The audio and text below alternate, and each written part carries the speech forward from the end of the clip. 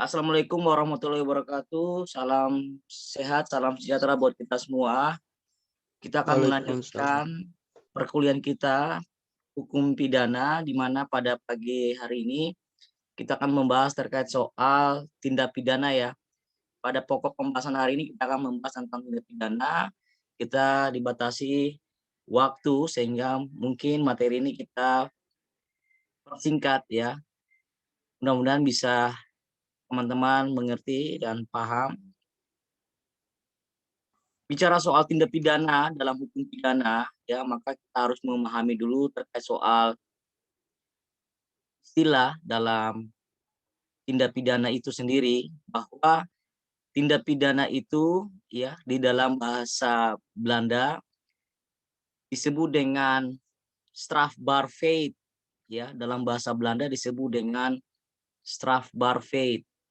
Nah, strafbaarheid, ya, kita terjemahkan lagi bahwa straf itu artinya hukuman, sedangkan bar itu adalah boleh atau dapat, sedangkan fate itu adalah peristiwa. Ya, fate adalah peristiwa. Sehingga dapat diartikan secara sederhana bahwa straf bar fate adalah peristiwa yang dapat dipidana atau perbuatan yang dapat dipidana. Saya ulangi lagi bahwa tindak pidana dalam bahasa Belandanya, ya, dalam bahasa asing disebut dengan strafbaarheid, yang dimana straf artinya hukuman, bar artinya dapat atau boleh, dan feit artinya perbuatan atau peristiwa, sehingga strafbaarheid adalah peristiwa yang dapat dipidana atau perbuatan yang dapat dipidana. Selanjutnya, istilah dalam hukum Indonesia, terkhususnya hukum pidana, banyak sekali para ahli, para guru besar menerjemahkan istilah dari tindak pidana itu sendiri, ya. Jadi tindak pidana itu istilah-istilah lainnya adalah biasa disebut dengan peristiwa pidana. Ini biasanya ahli hukum dari Prof. Rusli Effendi, ada Utrecht, ya, ada Wirdono, itu lebih menggunakan istilah peristiwa pidana. Ada juga istilah perbuatan pidana. Ya, perbuatan pidana ini biasanya Profesor Muljatno, Suprapto, Ruslan Saleh, mereka lebih menggunakan istilah dari perbuatan pidana. Yang berikut ada istilah dari pelanggaran pidana, ya, pelanggaran pidana. Itu Profesor Tirta Mijaya lebih menggunakan istilah dari pelanggaran pidana. Ada juga perbuatan yang dapat dihukum, ya, istilah perbuatan dapat dihukum.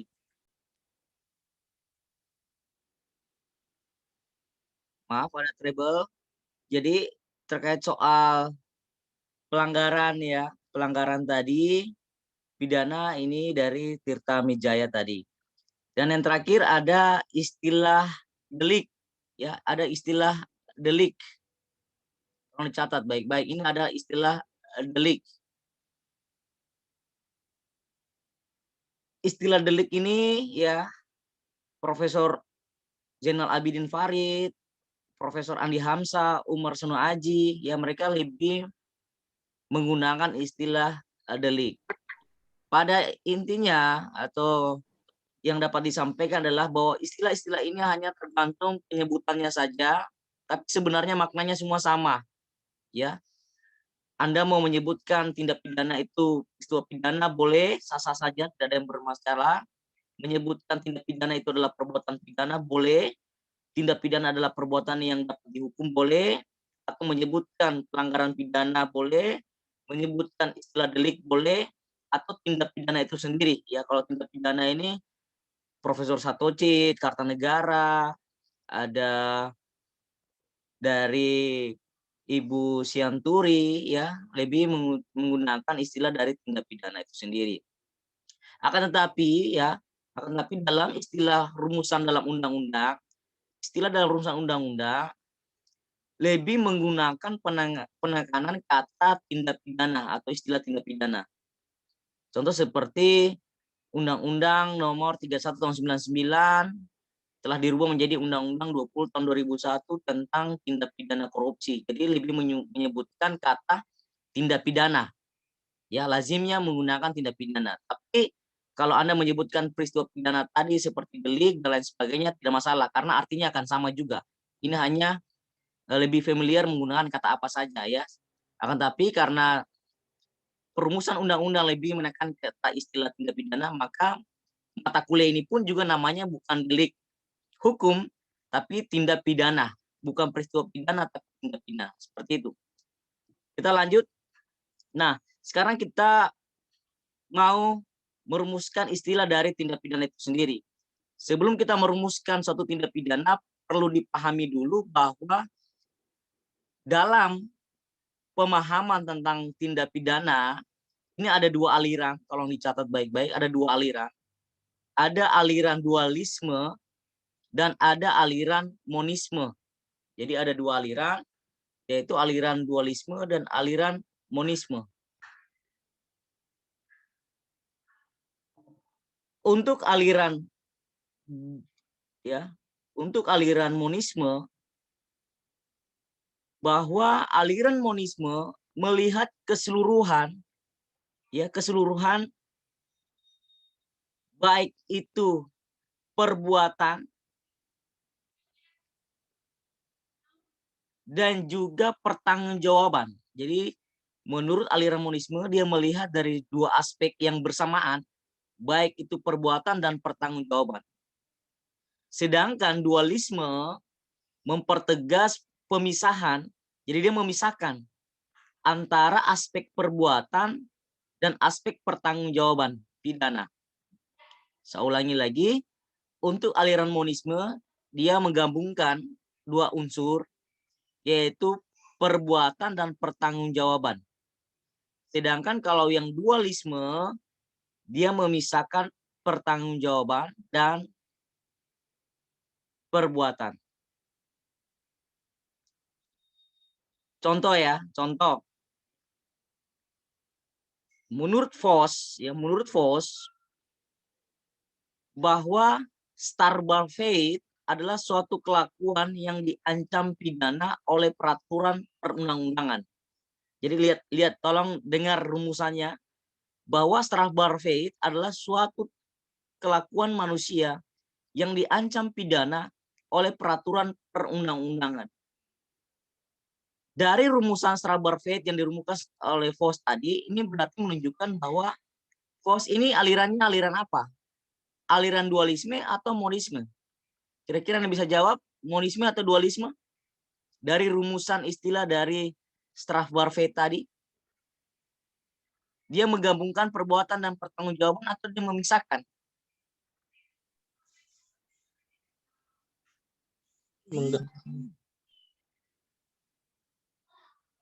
Oke ya, Bapak jelaskan ya. Bahwa Voss ini dia adalah kategori aliran dualisme. Ya, Voss ini alirannya dualisme. Dia memisahkan antara perbuatan dan pertanggungjawaban. Dari mana dapat dilihat? Simpel dan sederhana saja, ya. Dari mana dilihat? Perhatikan baik-baik. Kalau nanti Anda membaca suatu referensi, membaca suatu buku, ya, ada ahli yang menjelaskan tentang pengertian tindak pidana, ahli menjelaskan tentang starbar fate, maka tolong perhatikan rumusan katanya. Tolong perhatikan rumusan katanya. Kalau katanya hanya, ya, rumusan katanya hanya menekan pada perbuatan, dia tidak merumuskan terkait pertanggungjawaban, maka itu alirannya dualisme. Tolong dicerna baik-baik ya. Maka itu namanya dualisme. Tapi kalau dalam rumusan, ya rumusannya ada kata perbuatan dan ada terdapat kata pertanggungjawaban, maka itu alirannya monisme. Ya, saya dimengerti ya. Saya ulangi lagi, berarti Voss merumuskan bahwa starbar fate adalah suatu kelakuan manusia yang diancam pidana oleh peraturan perundang-undangan. Maka Voss ini masuk di golongan aliran mana? Dualisme. Ya, pintar. Dualisme. Kenapa dualisme, saya? Bapak. Kenapa dualisme? Kata apa yang Anda dengar?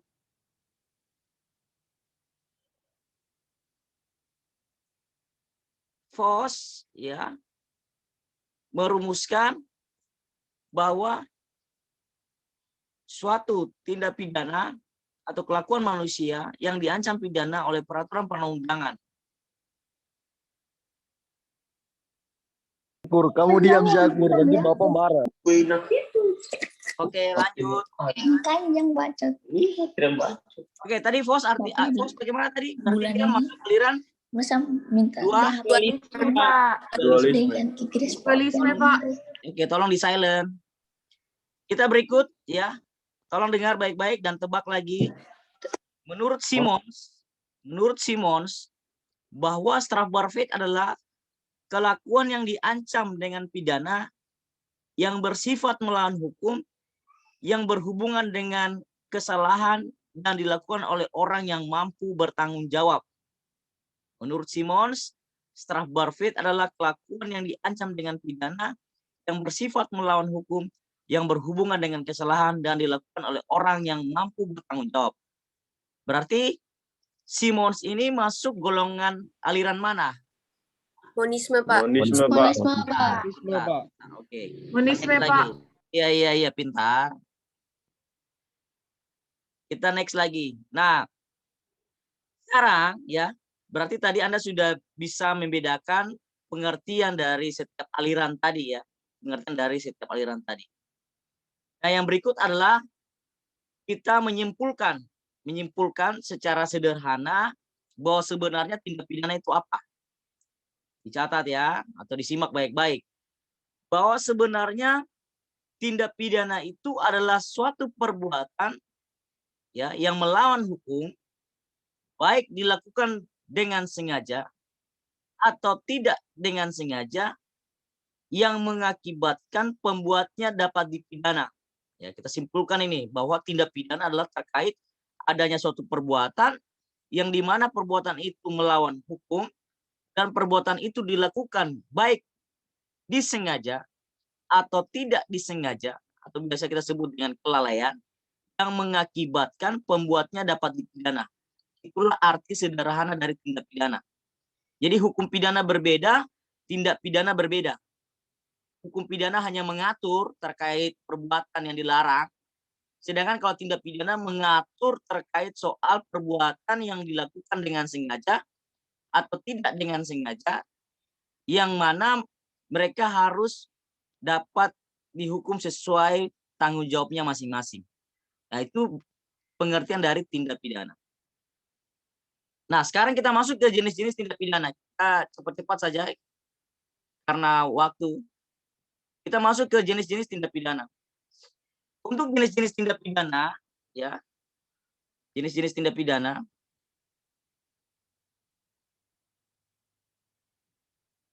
ada disebut dengan delik kejahatan. Ya, ada disebut dengan delik kejahatan. Ada yang disebut juga dengan delik pelanggaran. Ya, ini istilah-istilah jenis tindak pidana nih. Ada delik kejahatan, ada delik pelanggaran. Yang membedakan adalah kalau delik kejahatan ya diatur di dalam buku kedua KUHP, sedangkan delik pelanggaran diatur dalam buku ketiga KUHP. Ya, buku ketiga KUHP.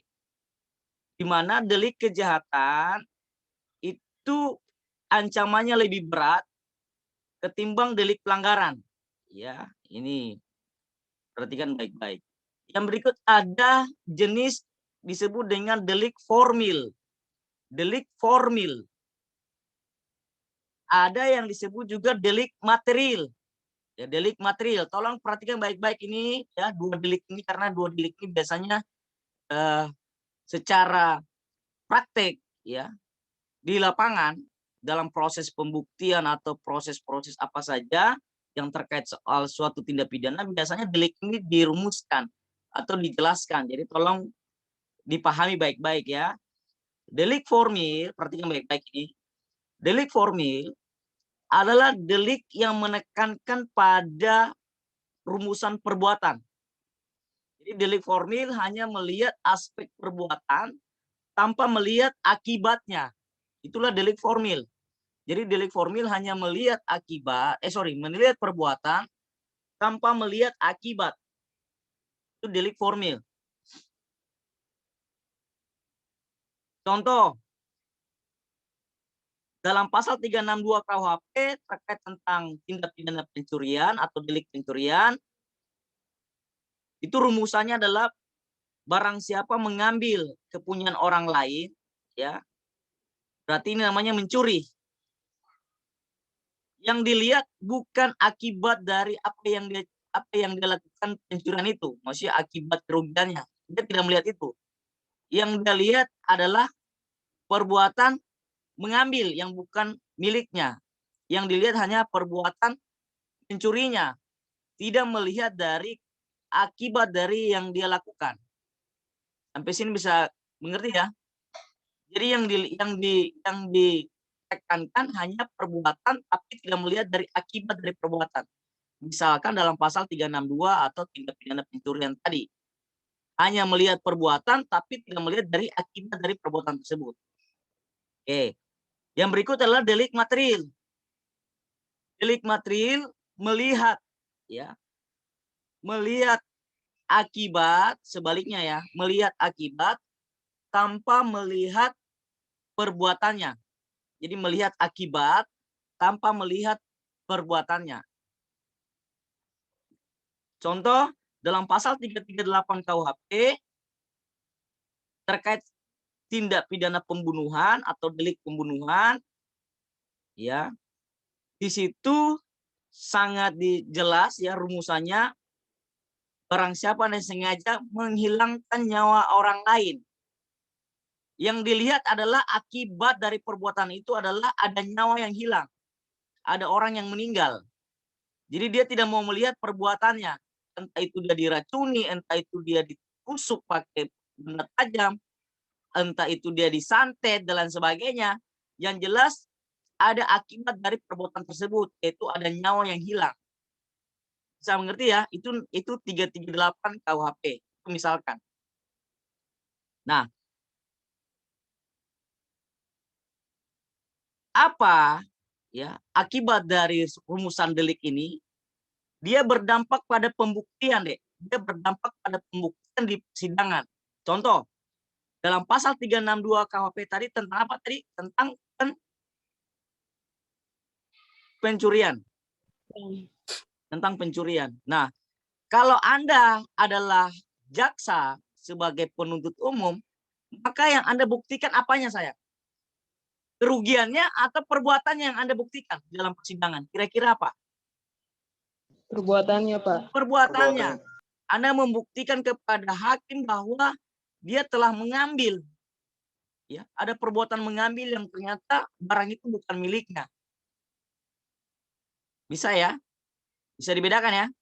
Sedangkan kalau deliknya delik material, kalau Anda menjadi jaksa, Anda menjadi penuntut umum, kalau kasusnya pembunuhan, apa yang Anda buktikan? Akibatnya, Pak. Iya, Anda ingin membuktikan bahwa ada nyawa yang hilang. Bisa ya? Itu perbedaan antara delik material dan delik formil. Contoh. Waktu kasus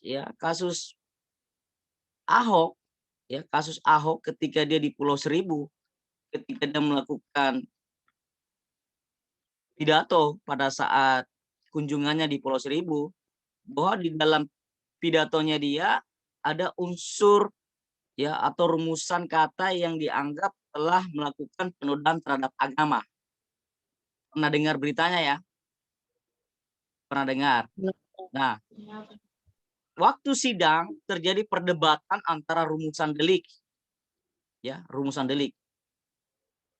Apakah delik penodaan terhadap agama, pasal kalau tidak salah pasal 54 ya, pasal 54, apakah itu adalah delik formil atau delik material? Ini jadi perdebatan.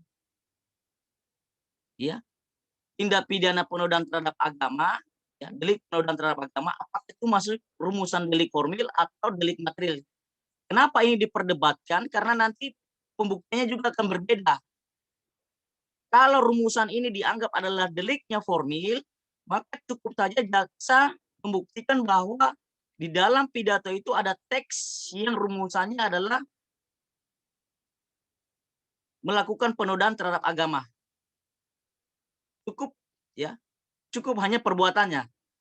Tapi kalau delik itu tergolong deliknya adalah delik material, maka yang dibuktikan adalah jaksa harus membuktikan bahwa ketika Ahok membuat suatu pernyataan atau pidato yang ditafsirkan bahwa terjadi adanya penodaan agama, maka harus dibuktikan bahwa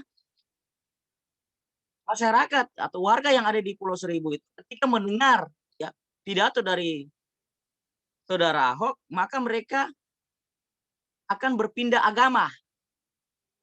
Ya, akan berpindah agama. Jadi yang dilihat adalah akibatnya. Sampai sini paham ya? Tetapi pada saat itu waktu sidang ditafsirkan bahwa itu adalah deliknya formil, ya, deliknya formil. Maka kenapa jaksa hanya gampang sekali membuktikan bahwa telah terjadinya penodaan terhadap agama karena hanya melihat dari aspek perbuatannya. Itu bisa ya, bisa mengerti ya? Oke, nanti Bapak akan jelaskan lagi. Berikut adalah ada delik umum dan delik khusus, ya, delik umum dan delik khusus. Kalau delik umum itu berarti delik yang terdapat di dalam kodifikasi KUHP, ya, itu delik umum. Ya, delik yang terdapat di kodifikasi KUHP, dalam kodifikasi KUHP. Mulai dari buku kedua, buku tentang kejahatan, buku ketiga tentang pelanggaran, ya, ada di situ semua. Sedangkan delik khusus adalah delik yang di luar kodifikasi KUHP. Contoh seperti undang-undang tentang tindak pidana korupsi, undang-undang tentang money laundering, undang-undang tentang penyalahgunaan narkotika, dan lain sebagainya. Itulah disebut dengan delik khusus. Delik khusus, bisa ya.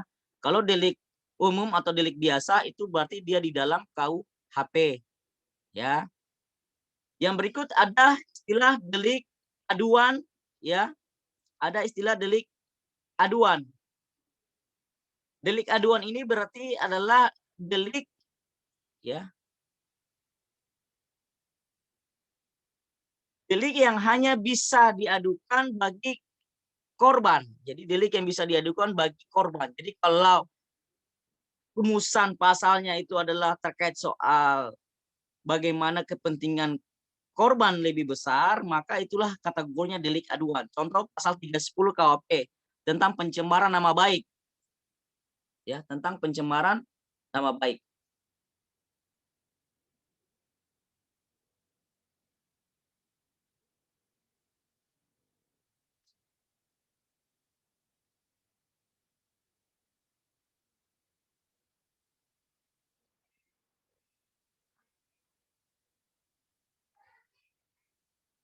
Tentang pencemaran nama baik. Nah, itu masuk kategori deliknya delik aduan, ya, masuk kategori delik aduan. Jadi ada yang mengadu dulu baru bisa diproses, itu delik aduan. Ada yang mengadu dulu baru bisa diproses. Contoh seperti apa tadi? Misalkan pasal 310 tentang pencurian, tentang penghinaan nama baik, dan ada terkait soal perzinaan, ya, pasal 284 KUHP perzinaan. Nah, itu terkait soal deliknya delik aduan. Yang berikut adalah delik dolus dan delik culpa. Delik dolus itu berarti delik yang dilakukan dengan sengaja, berarti perbuatan dilakukan dengan sengaja, istilahnya namanya delik dolus. Ada yang disebut dengan delik culpa. Culpa ini berarti dilakukan dengan ketidaksengajaan karena kelalaian, biasanya kecelakaan, ya, dan sebagainya yang tanpa tidak disengaja. Namanya delik culpa. Ya, delik culpa namanya. Yang berikut adalah delik berkualifikasi, ya, delik berkualifikasi. Delik berkualifikasi ini contohnya pasal 362 tentang pencurian, nanti bisa lihat di KUHP. Nanti dikualifikasikan lagi di pasal di bawahnya lagi, contoh di pasal 363. Tadi 362 itu tentang pencurian, sedangkan 363 tentang pencurian tapi lebih berkualifikasi lagi terkait soal kalau dia mencuri hewan, dia mencuri dalam keadaan bencana, misalkan dia mencuri dalam keadaan malam hari, maka itu diperberat. Jadi ada kualifikasinya. Contoh pasal 338 KUHP pembunuhan, 340-nya itu berarti tentang pembunuhan berencana. Jadi lebih berkualifikasi, ada lebih spesifiknya lagi, ya. Itu namanya delik berkualifikasi. Oke. Nah, ada berikut lagi ada disebut dengan delik komisionis. Komisionis adalah delik yang bersifat larangan, jadi melarang. Jadi melarang.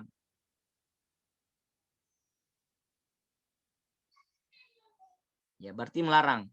Melarang dalam arti apa? Berarti perbuatan ini dia aktif ya. Perbuatan ini aktif. Ya, delik komisionis aktif. Yang berikut adalah delik omisionis ya. Jadi perbuatan ini dia pasif. Jadi dia tidak melakukan apa-apa ya, tapi dianggap suatu kejahatan. Contoh dalam pasal 164 KUHP. Barang siapa mengetahui ada komplotan jahat tetapi orang itu tidak melaporkan kepada orang yang berwajib. Nah, ini. Jadi dia tahu dan dia melakukan kejahatan tapi dia tidak melakukan apa-apa, ya. Jadi tidak ada tindakan-tindakan yang nyata secara fisik, tetapi tetap dianggap suatu kejahatan. Misalkan dalam 164 itu namanya delik omisionis, ya, delik omisionis.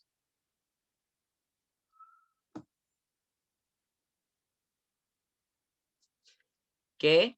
Jadi begini ya. Perhatikan deh ini ilmunya, ya, Bapak simpulkan. Jadi untuk mengetahui apakah ini jenisnya delik yang mana, jenis tindak pidana yang mana, yang pertama Anda lakukan adalah membaca baik-baik rumusan pasalnya. Baca baik-baik rumusan pasalnya. Karena di dalam KUHP tidak menjelaskan bahwa pasal ini adalah jenis deliknya, ini enggak ada. Tergantung pembacanya menafsirkan apa. Ya, tergantung kebiasaan kita dalam hukum, ya, salah satu sumber hukum adalah kebiasaan. Jadi kebiasaan dalam berpraktek, oh, pasal ini memang dia deliknya delik formil. Oh, pasal ini deliknya delik material. Itu hanya kebiasaan hukum kita saja.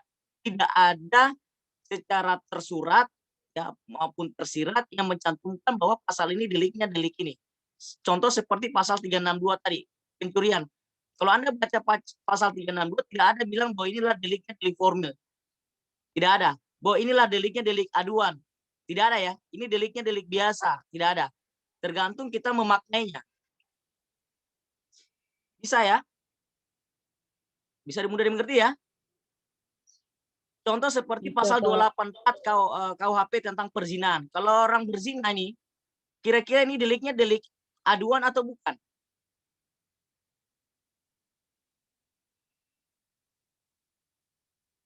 Delik aduan atau bukan? Aduan, Pak. Delik aduan, Pak. Ya, deliknya delik aduan, ya.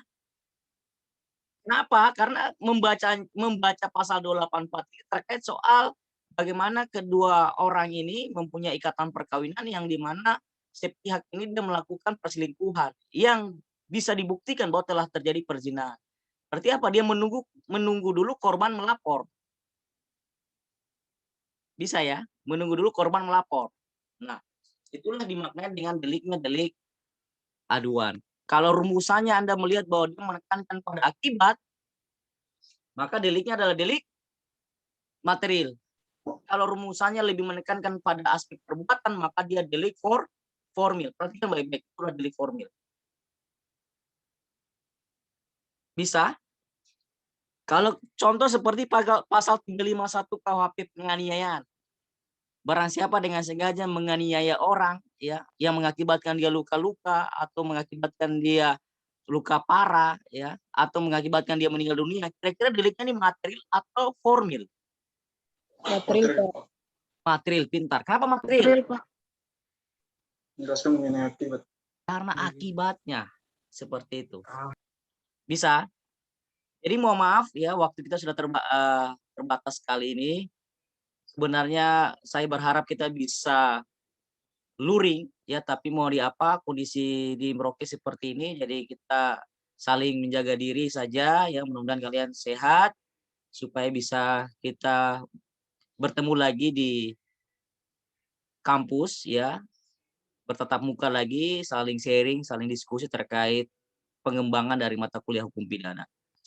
Terakhir, saya kunci dengan istilah bahwa ingat baik-baik bahwa tindak pidana itu banyak istilahnya tadi ya, bisa disebut peristiwa pidana, bisa disebut dengan delik dan lain-lain, bahwa secara sederhana tindak pidana itu adalah suatu perbuatan yang melawan hukum yang dilakukan dengan sengaja ataupun tidak dengan sengaja, yang dimana orang itu harus mampu bertanggung jawab atau dapat dimintai pertanggungjawaban. Itu karena ada dua aliran tadi dalam peristilahan ya, pengertian, ada aliran dualisme dan ada aliran monisme. Untuk melihat gampang saja, tergantung dia punya rumusan. Kalau Anda membaca profesor-profesor atau ahli-ahli hukum pidana menjelaskan tentang pengertian, lihat aja kalau penekanannya perbuatan, maka dia adalah alirannya adalah aliran dari dualisme. Kalau dia menekankan dua perbuatan plus pertanggungjawaban, maka dia adalah tergolong alirannya adalah aliran monisme. Nah, berarti di Indonesia hukum pidana kita aliran yang mana kita pakai kalau KUHP kita? Monisme atau dualisme?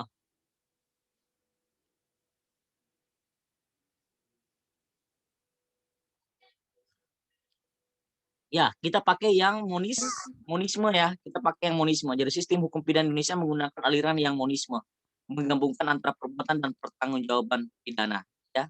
Monisme.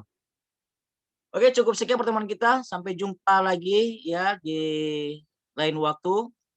Nanti Bapak usahakan ada buat video lagi supaya Anda bisa tonton ya. Ya, selamat pagi, salam Iya, sehat. Dadah semua. Pagi, Pak. Pagi, Pak. Pak.